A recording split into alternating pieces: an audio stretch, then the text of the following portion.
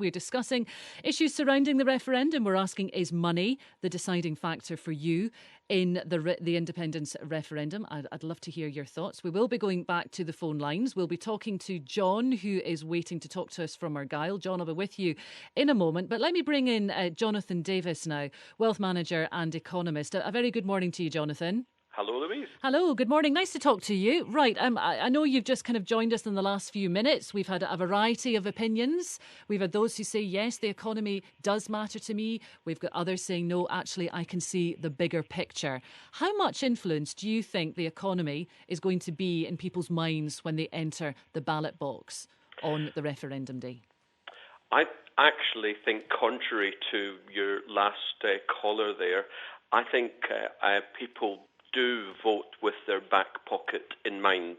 Rightly or wrongly, morally or immorally, I think people do think in a self-serving way. That is human nature, largely. We do things to help ourselves. And of course, there will be other issues to consider, but ultimately people will say to themselves, am I going to be financially and economically better off over the next several years, or am I going to be worse off? And I do believe that for the majority of folk, that's going to be the determining factor. Now, the survey's also appearing to suggest that people just don't seem to be getting the answers from either side of the independence argument when it comes to the economy. So do you think, will the economy really feature so prominently?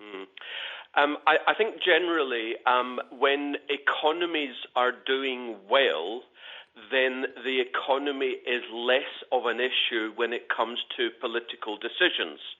However, when the economy is doing badly or is weak, as clearly we have been for the last several years, then it comes to the fore.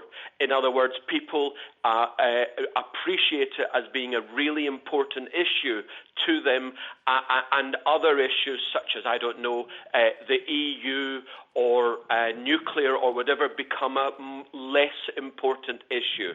And I'm not at all surprised to hear reports that the politicians aren't being clear as to what's going on. I'm afraid to say that's the job of the politicians, to obfuscate and, in my view, to actually be disingenuous. Just briefly, Jonathan, do you think politicians are missing a trick here? Should they be shelving other aspects which people do not appear to be interested in, such as welfare, relationships with the rest of the UK, currency, immigration, etc., and focus entirely on the economy? I think probably those who are supporting the no vote will do that, because ultimately they will show that, in essence, whether we like it or not, whether we agree with it or not, Scotland is essentially a socialist country run by socialists, and the fact is socialism economically has never worked. Look around the world, look around history, socialism doesn't work. So I suspect that the no supporters will say, hey, if you vote for independence, you're going to get socialism, and we know what happens elsewhere when you get that. Jonathan, many thanks indeed for your comments.